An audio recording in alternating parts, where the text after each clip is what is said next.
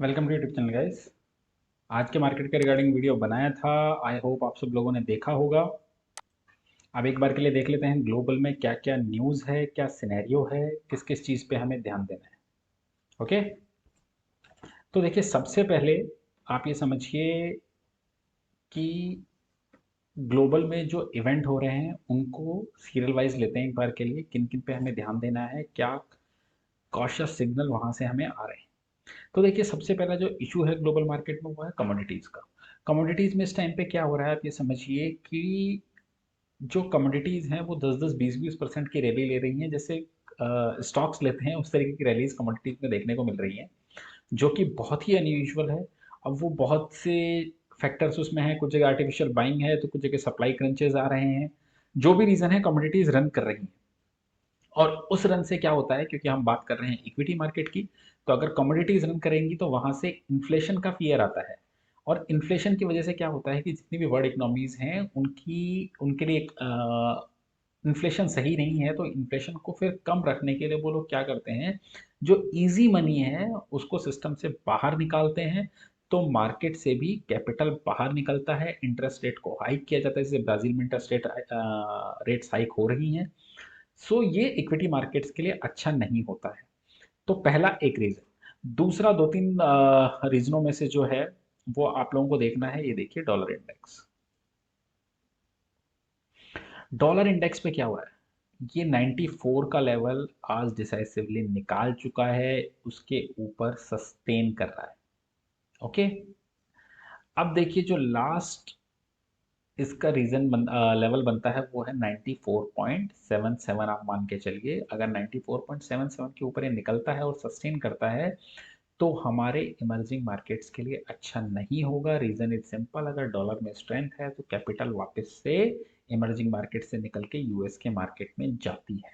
Okay, तो ये कुछ रीजन है जिसकी वजह से आप लोगों को थोड़ा कॉशियस होना चाहिए। अब कॉशियस होने के लिए क्या करना चाहिए, अब देखिए कॉशियस होने के लिए आप लोगों को क्या करना है कि जो आपकी पहले पोजीशन साइजिंग थी, मान लीजिए वो 10 थी, तो अब आपको पहले अगर आप 10 ट्रेड्स लेके जाते हो तो 3 ट्रेड्स लेके जाइए, वन थर्ड कर दीजिए उसको, ऑलमोस्ट ऑलमोस्ट।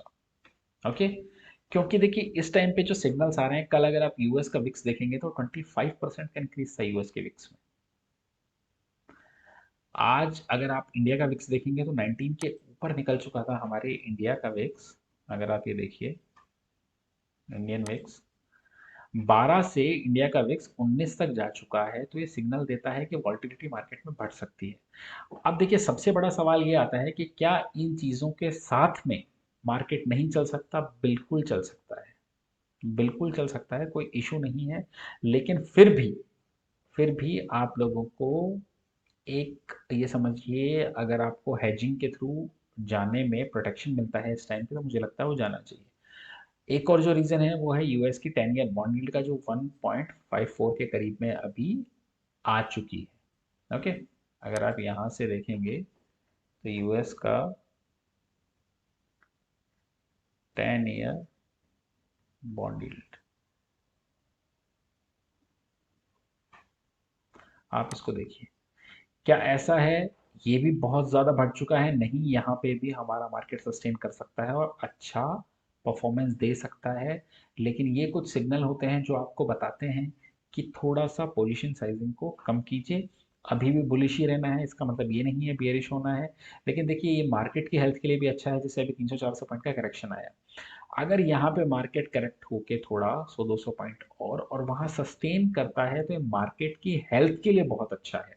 ओके, सो थोड़ा कॉशियस रहने के लिए एडवाइस है इस टाइम पे। ओके, डेटा से भी कॉशियस चीज़ें निकल के आ रही हैं, ऐसा नहीं कि बहुत गिर जाएगा। देखिए मैं आपको फिर से एक चीज़ बहुत वापस से एम्फेसाइज करके बताना चाह रहा हूँ, इसका मतलब ये नहीं है कि कुछ सेल ऑफ कर देना है आपको या बेच के निकल जाना है। अभी ऐसा कुछ भी सिग्नल नहीं है, लेकिन हाँ कुछ वॉलेटिलिटी के सिग्नल आ रहे हैं। और ये मैं एडवाइस इसलिए कर रहा हूँ क्योंकि वॉलेटिलिटी मैनेज करना बहुत मुश्किल हो जाता है ट्रेडर्स के लिए। तो बेटर है जब तक वॉलेटिलिटी नहीं शांत होती है तब तक आप इस तरीके से ट्रेड कीजिए।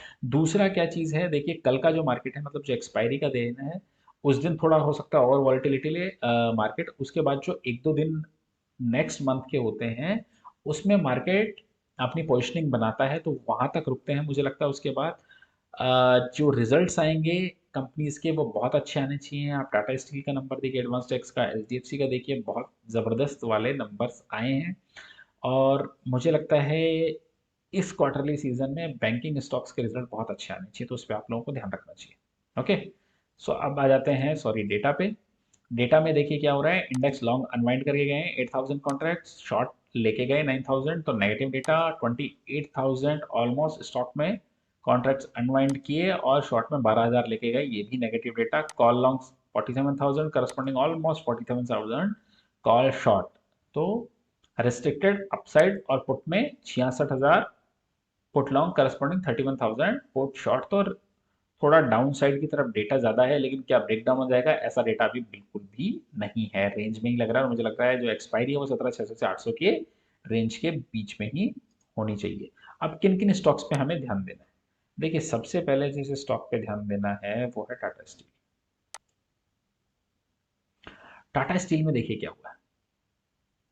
अगर आप देखेंगे स्टॉक 1500 से टूटता हुआ आता है, और अब आप ये लास्ट 3-4 दिन की कैंडल्स देखिए, ये कैंडल्स देखिए, हमेशा 1250 से 60-70 के रेंज के बीच में बहुत ज़बरदस्त वाला सपोर्ट आ रहा है। ऐसा लग रहा है कुछ अक्यूमुलेशन चल रहा है इस लेवल पे। और जब इस तरीके की चीज़ें होती हैं तो स्टॉक ऊपर की तरफ अच्छा ब्रेकआउट देता है।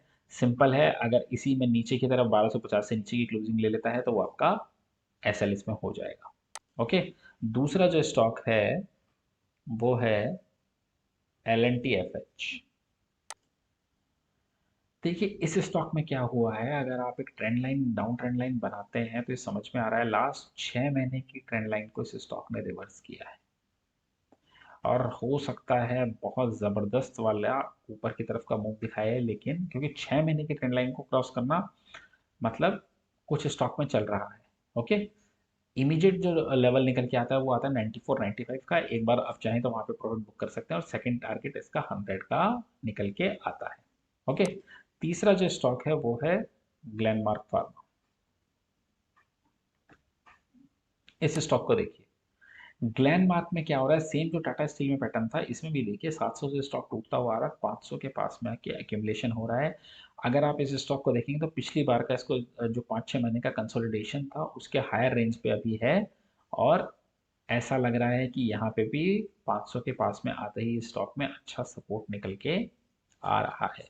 तो इस स्टॉक पे भी ध्यान देना चाहिए। जो सीधा टारगेट निकल के आता है वो 535 से 40 का निकल के आता है, अगर ये 515 के ऊपर सस्टेन करता है तो। ओके गाइस, आई होप आपको वीडियो अच्छा लगा होगा। अगर अच्छा लगा है तो लाइक कमेंट और शेयर कर दीजिएगा। Thank you guys, thank you for watching.